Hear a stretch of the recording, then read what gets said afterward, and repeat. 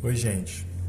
A gente vai continuar falando, né, desse capítulo gigantesco, conforme eu disse, e a gente vai tratar um pouco sobre o que aconteceu aí nesse pós-guerra, né? Nós vamos ter, entre a Primeira Guerra Mundial e a Segunda Guerra Mundial, nós vamos ter 20 anos, exatamente 20 anos. A Primeira Guerra Mundial termina em 1918, a Segunda Guerra Mundial inicia em 1938, tá? Mas o meio, né, entre essa, essa Primeira Guerra e a Segunda Guerra, ele é tão conturbado e ele tem tanto aí a dizer que a Primeira e a Segunda Guerra chegam a ser chamada por alguns historiadores de a Grande Guerra, tá? Alguns historiadores dizem que só aconteceu uma guerra por causa de tudo isso que a gente vai ver agora. Show. Seguinte, já falei para vocês sobre os dois lados da guerra, né? De um lado, Alemanha e Império Turco-Otomano fazendo parte dos países do centro, tá? E nas extremidades a gente tem Inglaterra, França, Rússia. Também já falei para vocês que a Rússia sai da guerra por causa de todo o desdobramento da Revolução Russa, que vocês conhecem, né? Já viram na outra aula. E no fim da guerra, os Estados Unidos vão entrar, fechando aí essa competição, né?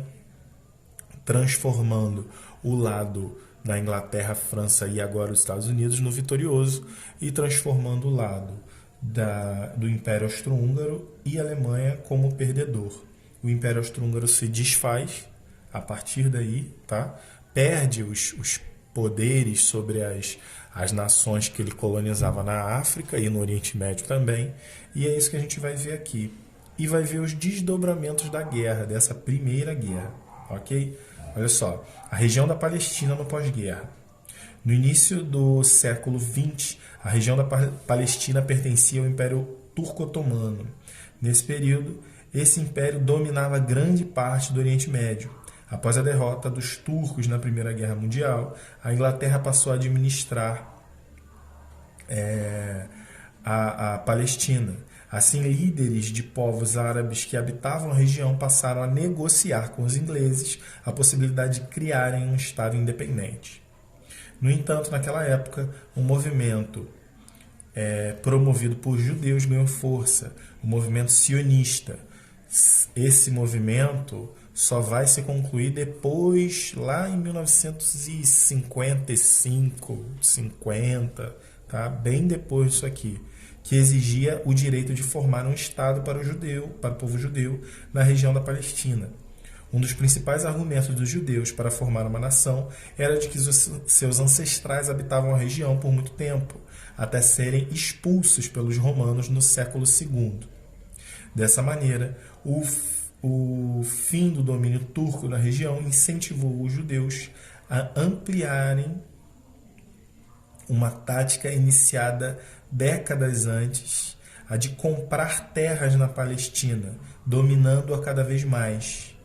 Entretanto, por causa de antigas rivalidades, a maioria dos árabes não aceitava a imigração judaica para esse território. A tensão entre judeus e árabes cresceu, levando à eclosão de um levante árabe em 1936 e 1939, que foi entre esses períodos, né, que foi duramente reprimido por tropas inglesas.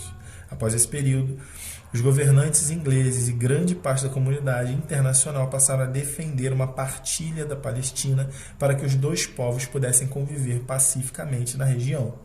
Tá? E esse conflito aqui dura até hoje. Ok? De um lado nós temos os judeus, e mais para frente vocês vão entender como é que isso funcionou depois da Segunda Guerra. Né? Os judeus vão passar por sérios problemas aí na Segunda Guerra, até mais que problemas, eu não posso menosprezar tudo isso, mas nós vamos ter uma grande questão com os judeus, tá? Principalmente nessa região aqui, tá? Em toda a Europa eles vão sofrer, mas nessa região que eles consideravam como região deles, esse movimento sionista vai crescer e vai ter, não vai, na verdade não vai ter um desfecho, né? Porque até hoje existe, não um movimento sionista, mas existe ainda um conflito aqui em relação à questão da faixa de Gaza, a questão da Palestina, a questão de Jerusalém, enfim. Essa terra aqui, alguns defendem que é dos judeus, outros defendem que é do povo que vivia aí quando esses judeus tentaram voltar, vamos dizer assim, né? Então, aí a gente vai falar sobre a ascensão dos Estados Unidos, e esse aqui eu acho que é o principal foco dessa aula, tá? Nós, na verdade, temos dois focos aí, mas a ascensão dos Estados Unidos, ela se deve porque os Estados Unidos, no fim da Primeira Guerra Mundial, tá? Ele entra na guerra para se inclina para o lado inglês e logicamente vence a guerra.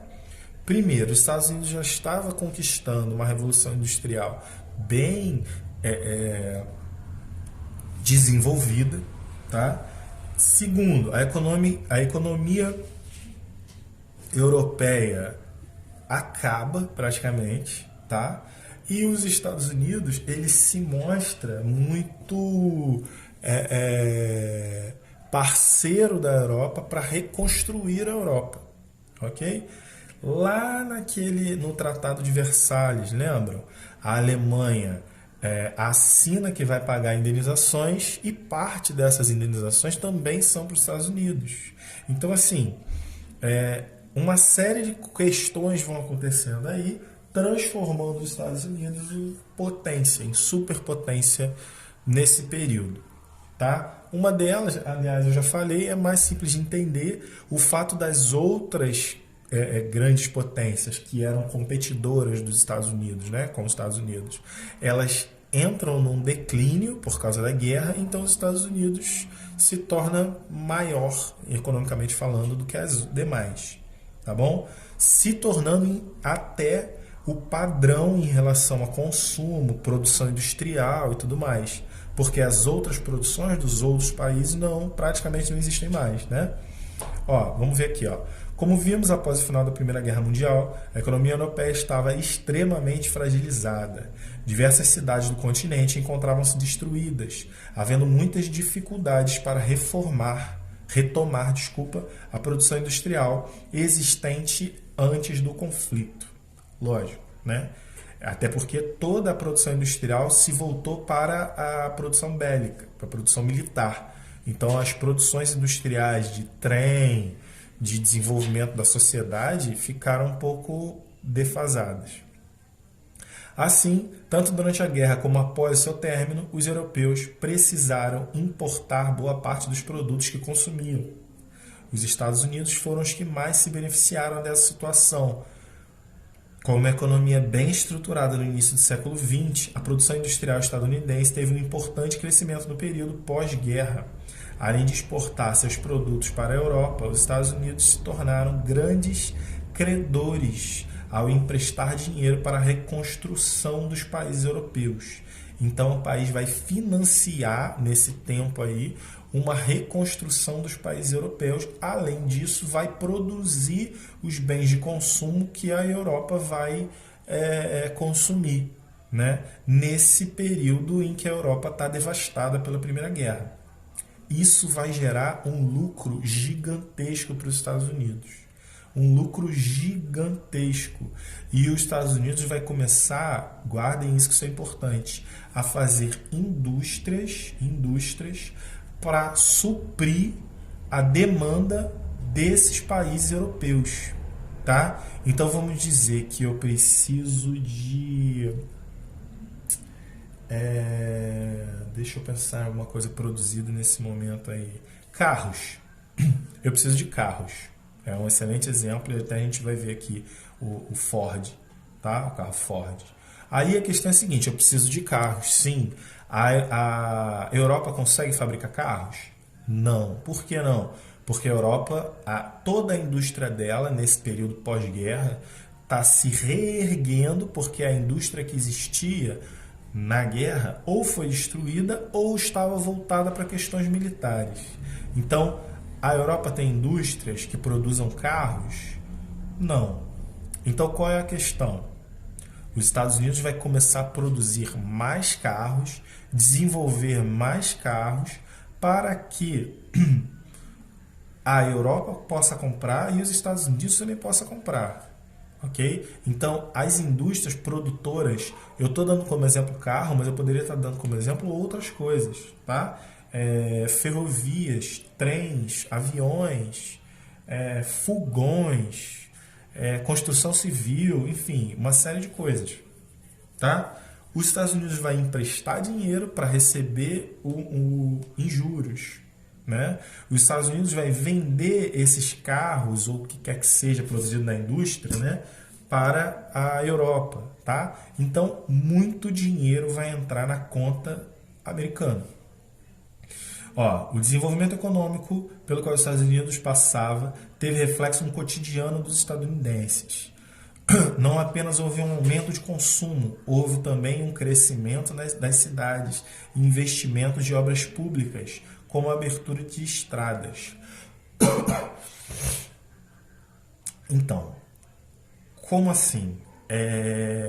O fato de entrar muito dinheiro também gerava o pagamento de muitos impostos, né? O pagamento de muitos impostos vai gerar uma potencial melhoria urbana, melhoria do aquele ambiente, tá? Uma cidade rica tem mais infraestrutura, né? E como todos os Estados Unidos estavam ficando ricos, isso vai gerar uma maior infraestrutura na população, nos estados e no próprio Estados Unidos, no próprio país, ok? E aí vamos ter dois tipos de produção que vai ser muito difundido nos Estados Unidos nesse período. Um deles é o Fordismo, do Henry Ford, tá?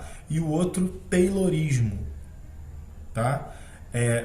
Henry Ford vai gerar os carros que a gente conhece, né? Ford, e o Taylorismo vai gerar a Toyota, tá? As duas produtoras de carro que a gente tem aí, americanas, conhecidas. O desenvolvimento da tecnologia industrial foi determinante para o crescimento da produção dos Estados Unidos. Além disso, outro fator foi essencial para a ampliação das indústrias estadunidenses, os estabelecimentos das linhas de montagem nas fábricas, ok? Linha de montagem, você divide o trabalho daquela indústria para que cada pessoa ali faça, ou cada grupo de pessoas faça uma parte da produção, ok? E essa produção começa a acontecer, uma produção em série, né? Hoje em dia, por exemplo, nós temos uma linha de montagem automatizada, né? Com robôs e tudo mais. Henry Ford foi responsável por introduzir a primeira linha de montagem. O sistema foi implantado em sua fábrica de automóveis e ficou conhecida como Fordismo. Nele, cada trabalhador se especializava em exercer uma única tarefa. Dessa maneira, os funcionários desempenhavam sua função com agilidade, o que diminuía tanto o tempo quanto o custo para produzir. Entretanto, o Fordismo tornava o trabalho extremamente repetitivo e alienante, pois não permitia aos trabalhadores conhecer as demais etapas quais o produto passava para ser fabricado. Tá? É como se, por exemplo, eu entro numa fábrica dessa e minha função é apertar os parafusos da roda. Eu vou apertar 10 mil parafusos por dia. Eu vou apertar os parafusos da roda? Sim. Eu vou entender como a roda funciona? Não. Eu não vou ter nem tempo para isso. Eu vou entender como o motor funciona? Também não. Mas eu vou ter que apertar o parafuso da roda. Tá? E isso vai sendo feito com base em pesquisas e tudo mais, então eu vou gerando não, né? Mas a ciência e a indústria vai gerar ferramentas mais eficientes, vai gerar linhas de montagem mais rápidas, tá? Para que eu possa cada vez mais rapidamente apertar o parafuso e seguir com o trabalho de criação do carro, Tá? Isso é uma questão muito complicada em relação à coisa de trabalho. Então, gente, é aqui o ponto-chave do capítulo. Tá? Inclusive, ele acaba por aqui. Olha só, a crise do capitalismo de 1929, ou crash da Bolsa de 29, ou simplesmente crise de 1929. Tá bom? O que foi isso? A produção americana estava tão grande, tão imensa, tá?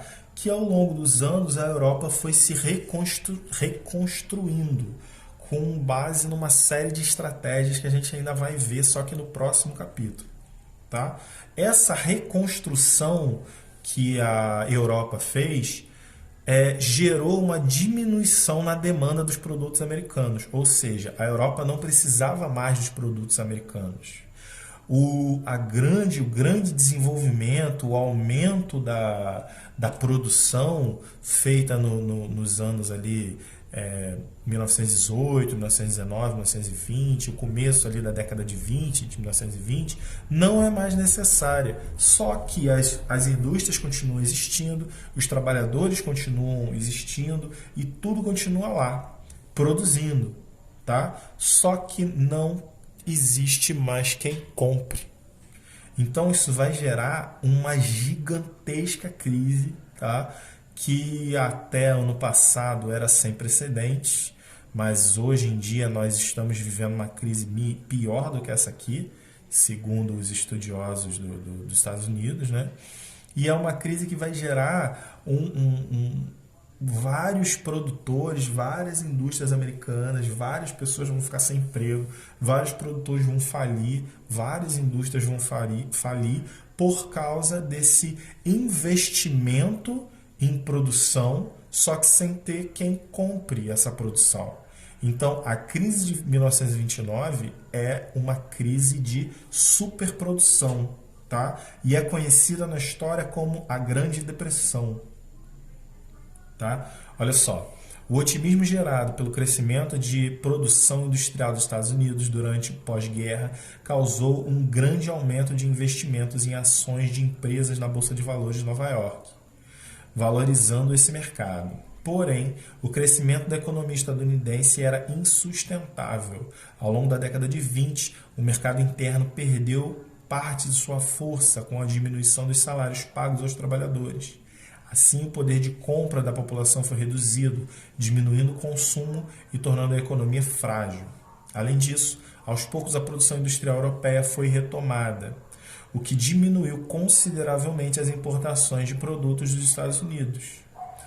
Na Bolsa de Valores, o preço das ações, que era definido com base em especulações, continuou subindo, até que algumas empresas começaram a apresentar dificuldades ou começaram a falir, tornando claro que os preços de suas ações não eram compatíveis com os seus valores reais. Sendo assim, os investidores procuraram vender suas ações de maneira rápida, porém já não havia mais quem as comprasse, de maneira que os preços, consequentemente, diminuíram drasticamente.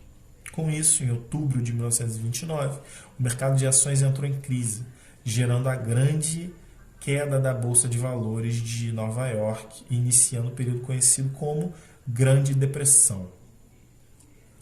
Nesse período houve um grande recesso econômico, que durou até o fim da década de 30. E aí, esse recesso econômico, entendam, gente, vai gerar na população um sentimento de união, tá? Porque todos estavam em crise. Então vai gerar na população um sentimento de vamos representar o nosso país, vamos nos unir.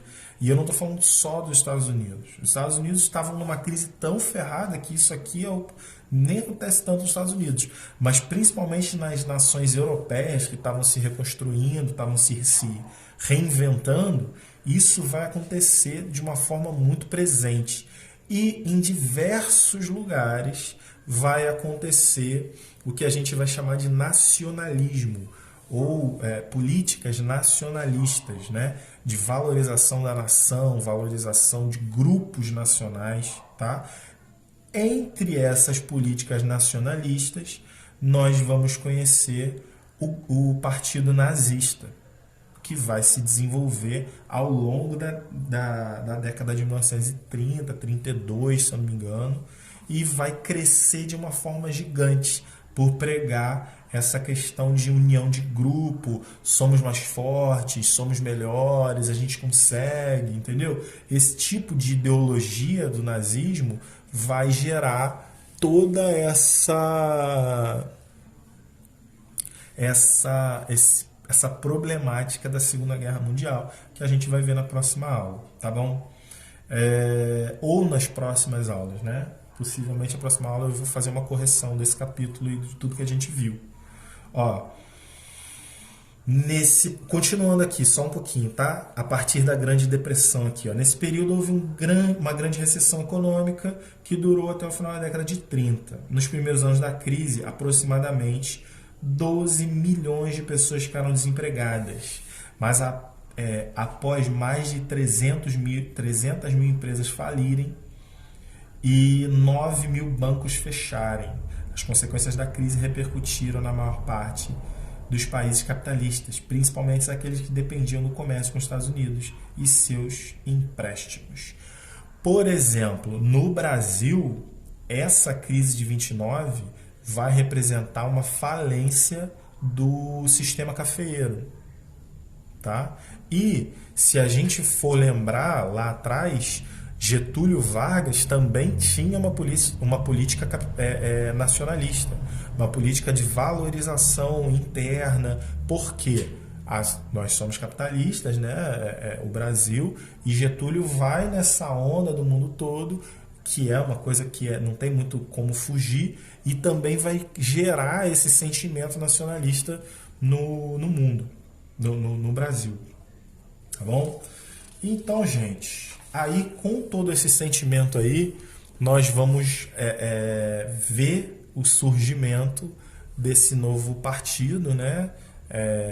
Que inicia com quase como um clube e cresce até se tornar um palco, né, de um dos maiores genocídios aí do mundo. O maior, eu diria. Tá bom? Ó, valeu. A gente vê aí a próxima aula e vai estudando, se falando e resolvendo aí as coisas. Valeu? Tchau, tchau, gente.